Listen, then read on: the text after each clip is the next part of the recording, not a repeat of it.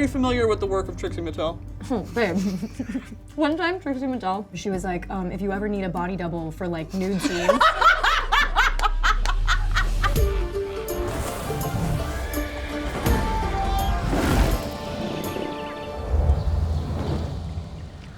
Welcome to Royal Court, the show where pop culture royalty compete for a spot on my trusted council. I am your host and queen, Lady Brittany of House Broski, and today I'm joined by a star of the stage, screen, and stream. Please welcome Lady Dove Cameron.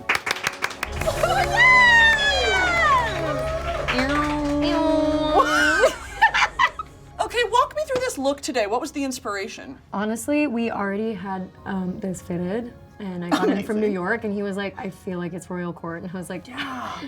Easy. I was like, this is so true. And thank you for picking the green. No one picks the green. I'm a complex female character, my guy. My guy. Yeah. Are you ready for the trial set before you today? So ready. Without further ado, let the trials begin. That was actually so much less intimidating Right? than people make it seem online. They really overhype it. Everyone's always like, oh God. Yeah, I know. What was the fingerless glove budget for the Descendants franchise? It must have been huge. I mean, right? Like, millions. yeah, dude. It must have been millions. Also though, like it was only on those, because we only had... Definitely not the wigs. Shut the fuck up. Why is that? You know what's so funny? I actually was thinking...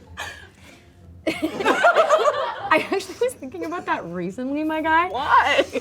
Those wigs are actually so expensive. Of course. Sometimes I see things that I know are wigs, and I go, if the Descendants wigs were like $20,000, those wigs must be like the price of a Ferrari. Like, I don't know, they must have been a gajillion plus. Did you feel more hetero or homo wearing a fingerless glove? So homo.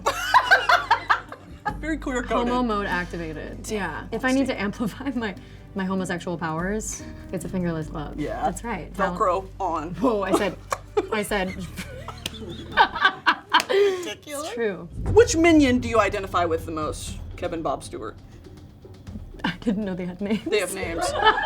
Now, Kevin, and I have descriptors here. Kevin is the tall one with 2 eyes. He's kind of the head honcho. Okay, I do have 2 eyes. You have 2 eyes? Yeah. Bob, little baby. Also, I'm baby. You are baby. You're a little Bob coded. And then Stewart is 1 eye in the middle. And he's kind of the, you know? Well, I also do give that. So, I don't know, like, it's hard to pin me down. It is. Yeah. You're like a Kevin Rising, Stewart. I really do hate that. That really is gonna make me sick. It's gonna go ahead and make me sick, yeah. Fair? Your first crush was Jack Skellington. That's true. Correct? Yeah. Say that, by the way. And I do say it Thank you. often, but I'm happy that you're bringing it up and not me. I'll always bring it up. He's my guy. I love like a spindly, like a sneaky, creepy. Anemic. Yeah, I love an anemic, sickly man. 100%. I love a man who's like forlorn in the cemetery. No, because I've said this before, but when he was like, God, I'm the Pumpkin King. And he is. And I'm still so sad.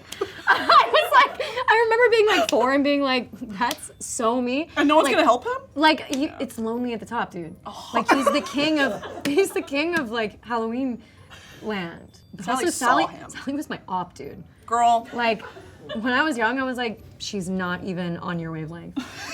Like, she doesn't I could be you. dead, you know? Yeah. Like, I could get there for you. You used to go Gooeyduck hunting as a kid. Against my will, but yeah. What's involved in that? And also, what are you doing later? Let's make out. What if we kissed hunting for Gooeyduck? This is hidden. What if we kissed while we hunted for Gooeyducks? What if we kissed under the Gooeyduck overpass? In the second Descendants film, the Nepo villains sing about how there's so many ways to be wicked. Nepo villains is funny. Yeah, Nepo villains. That's funny. That's true. Like, you didn't earn it. Yeah. That's so real. I've never thought about that. Literally wicked in title only. You That's didn't so earn that. true. They're literally like, I'm good, you guys. Like, you're literally not a villain. In 56 days. Yeah.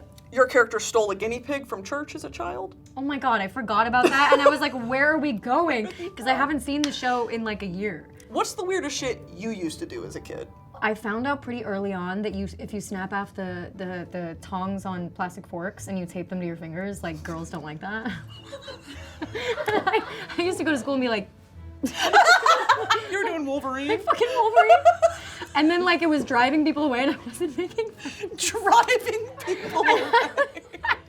I would take ketchup packets and like make it worse by being like blood in the mouth, and then I would drive the girls away, and then I'd be like, "You're pussies, like you're literally you can't keep up," and then be in the closet like, "Why is like me?" Like I would see how I clocked you. Like I understand you. Listen, we're theater girls. Yeah. Do you know what I'm saying? Yes. Do you know what I'm saying? Yeah, you mean? I also would. I would take like jump rings because my parents had a jewelry business, and I would put like fake piercings all over my face, all over my, like when we go out in public. And my dad had my back. Like they'd be like, "That's not real." He'd be like, "Yeah, it is. I let this happen to my 8-year-old," and then we would get in the car. Yeah, my 8-year-old doing body mods. Yeah. In your song Romeo, yeah, you say, "Sometimes I think I might start a new religion." Yeah.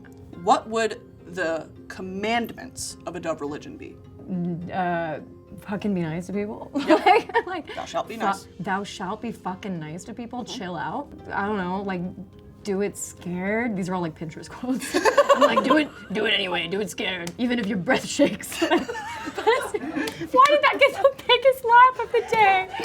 They've all seen the Pinterest. No, because like my whole thing is like if I'm afraid to do something, that's like the next thing I have to do. So like, do it scared, and then like get off your phone, like make art. Which also, by the way, I'm not following that. So these are the commandments I also need to live by. I'm following all of them except for the last one. Okay, period. Yeah, like I'm nice to people. Mine, thou shalt wear deodorant.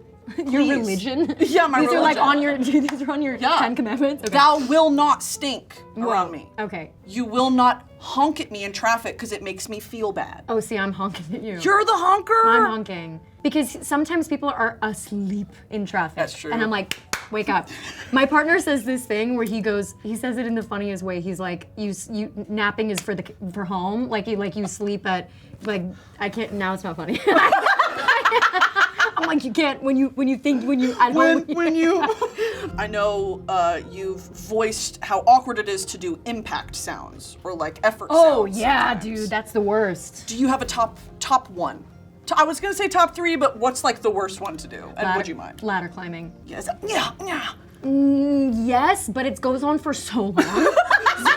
so it's like, it's not just like, it's like when you're playing like a cartoon, like I did this like Gwen Stacy voiceover for a while when I was in my early 20s, and what they do is the worst thing. Love. It's literally a humiliation ritual. they press record, and then they're just like, okay, like go for it, open air. And so then they sit there like this, eating chips, and you're like, hate. And it's just this guy like, and I'm like, this is child abuse. I'm 24. This is child abuse. I'm like, yes, dude. All right, I didn't want to mention it earlier, but I kind of feel like we have to now. Okay. I know that you do a Minion impression, and I know that it's very good. I would like to suggest that we do what some might call a duet. Okay. I will sing the lower harmony, you sing the main melody. If you want to hit the ba ba ba ba ba na na. You have to pick a tone first. Ba. I literally have never been able to do this while exposing my face. I'm so scared. Okay, Ready? yeah. Wait, Matt. 1, 2, 3.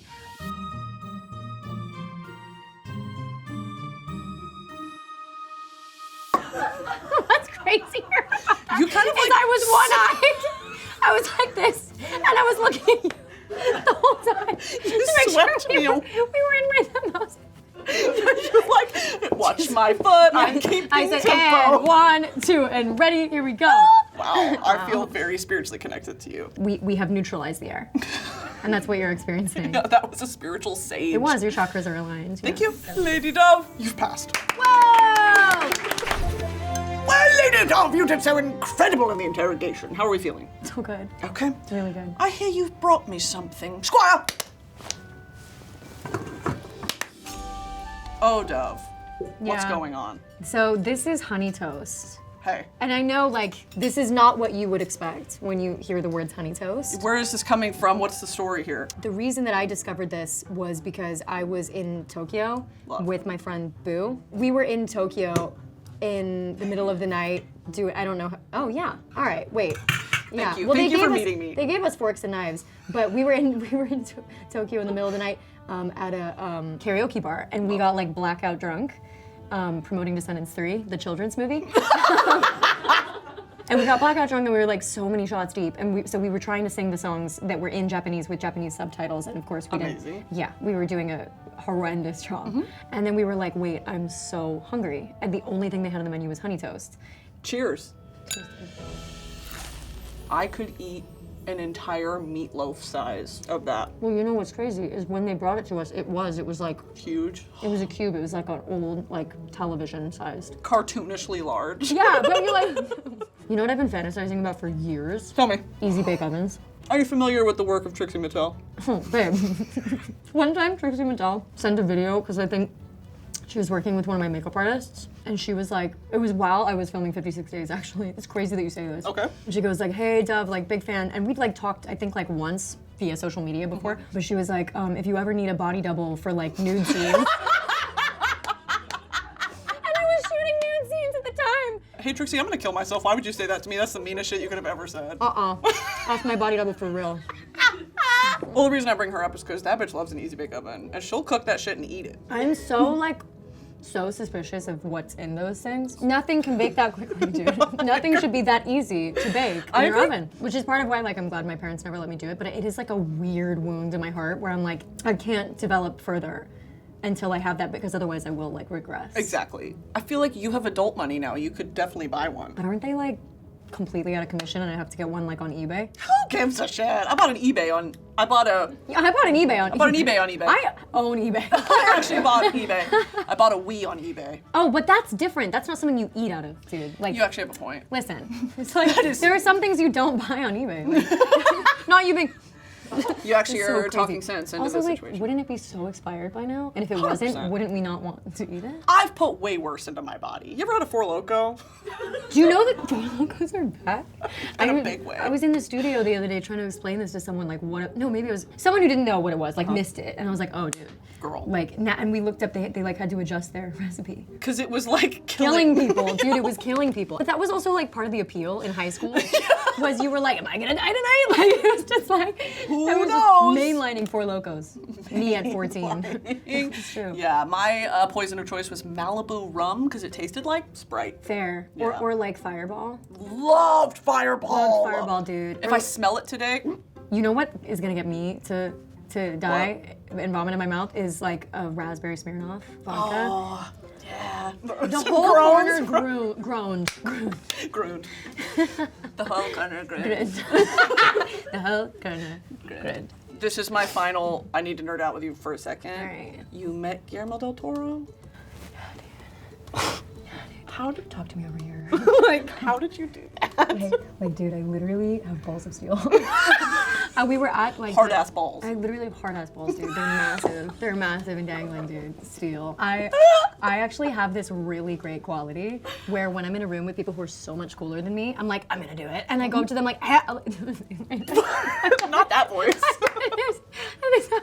I've done it so many times. What do you do? I've done it recent, but then it's so crazy because then you go to the next event and they're like, hey! And I'm like, I can't believe that worked. Yeah. Like, I can't believe we're friends. I'm literally a fan who snuck into the industry. That's genuinely how it feels. That's I will never not be a fan who snuck into the industry. Like anytime someone who I am obsessed with talks to me, I'm always like, I'm 12 again. No, for real. Like, and there are people who like come up to me now because I have been so bold and had such big balls. What do you say? I did it to Benedict Cumberbatch as well. Fair. I was like, I'm so sorry. I have to take advantage of this opportunity.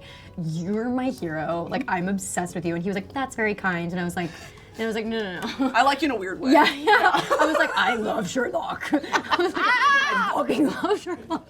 Sherlock saved my life. I literally was anyway, have a good night. I literally was that. And his wife was like, let's go over here.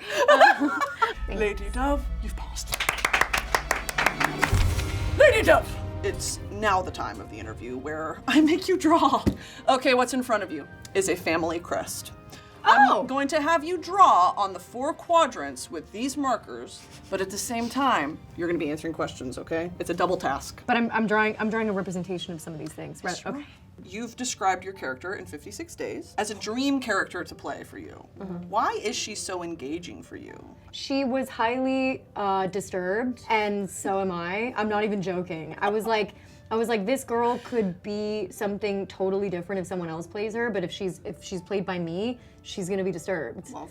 And I felt that was like the right way to take it. somebody said this the other day, so I'm stealing it from them, but she's morally gray. She's morally gray.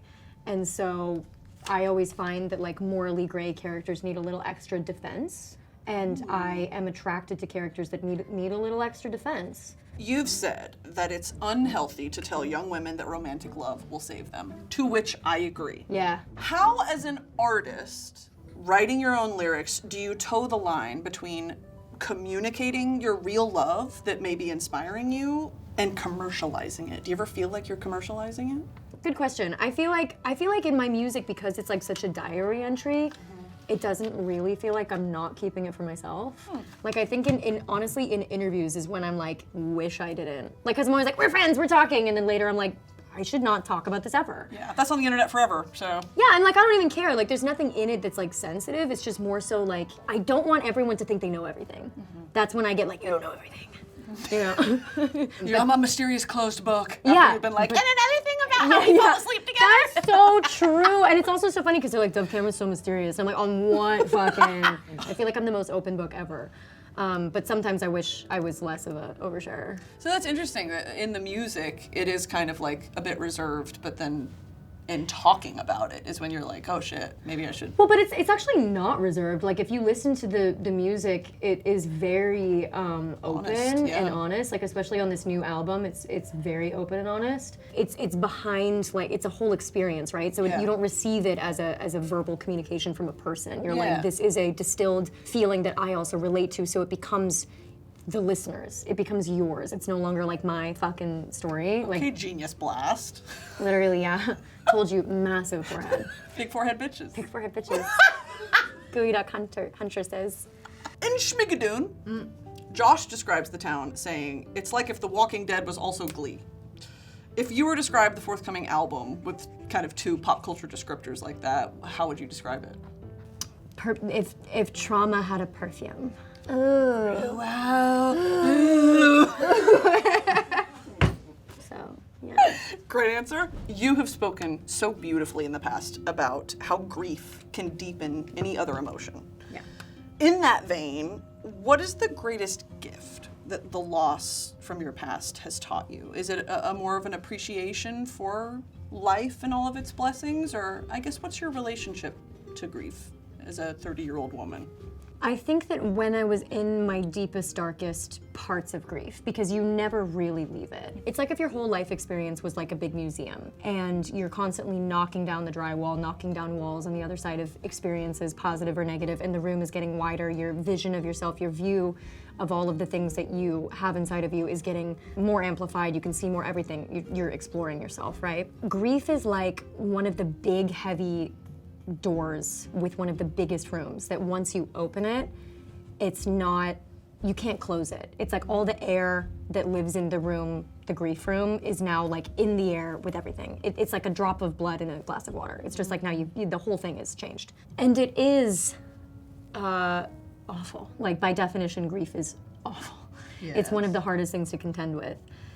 But I think if it gave me anything, I always say that grief has this effect to deepen and widen you. Like it's almost like you're hollowing yourself out, and if you can not be afraid of that feeling, but you can step into it and embody it and take up, like accept it rather than rejecting what your body's doing in the process that you're going through in your nervous system, you do end up being able to hold more of life, feel more of life, see more in other people. It's like your whole vision just kind of widens, and you are more empathetic, you are more giving, you are more patient, you are more, it just like kind of fast forwards you through your evolution a little bit. And so when you run across people that before, you know, you might have had whatever view you had of them, they become your, like you start to view everyone as human.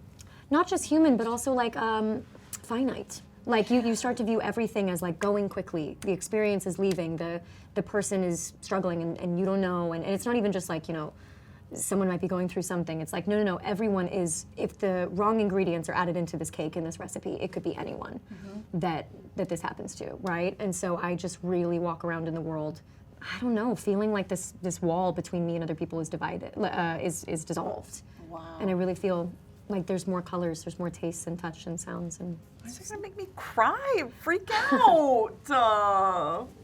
She contains multitudes. Love you. I love that you was too. so beautifully put. Thanks. I'm gonna freak out later. Not now, though. Not right now. She's gonna go in a room and freak Yeah, out. I'm looking at that horse and it really pulled me out of it. Fuck you. You know what's funny? Yeah, I take it all back. I'm more hateful, more judgmental. With that in mind, present us your shield, Lady Dove. Walk me through each one. What'd you pick? And could you restate the prompt? Your zodiac sign, which is what I did first, that is a goat. Obviously. I forgot what it was. I was like, a sheep, a goat, because I'm a Capricorn. You're a Capricorn. My favorite role, I would never try to humiliate myself by drawing by drawing a person. So that is a spray paint can to represent Mal from Descendants. And then this is my favorite pattern, the Superman S that I think I forgot how to draw because I fucked it up. And then that's a middle finger. Love. And then this is my favorite musical. No one who actually knows this musical, this isn't gonna make any sense to even the people who know it. It's called The Light in the Piazza. Okay. That's not a city, these are castle walls. Castle walls. Also, castles are not historically accurate to the musical. But I couldn't figure out how to draw like ancient like buildings in Rome. So that's what I did. I drew something that looked very akin to a city skyscraper. That's a horse to represent the times, even though there were no horses in the musical. But between these two things is when it takes place, which is the 50s. Dove, beautiful job. Amazing. Would you sign it for me? Lady Dove, it is my honor and privilege to induct you into my royal court. Stay where you are. We'll proceed with the knighting. Careful, this is sharp. Oh shit. Oh, shit. Oh god. I knight thee, Lady Dove, best boyfriend of the realm. Shing. And a parting gift for you. Whoa! I didn't watch till the end of any episode. Does everyone get this? Everyone gets that. This is sick. Is there anything you'd like to promote to my realm? 56 days is on Amazon Prime right now. And they're gonna be so glad the part I didn't say clear was the streamer. Okay. Amazon Prime. Thank you. My album will be out sometime this year at an unforeseen date. Stay tuned. Thank you, Lady Dove. Everyone, please. Gods, take her away. Lady Get her out Brittany. of my sight. Queen Brittany? Sir Brittany? My shoes got in my dress. Thanks, dude.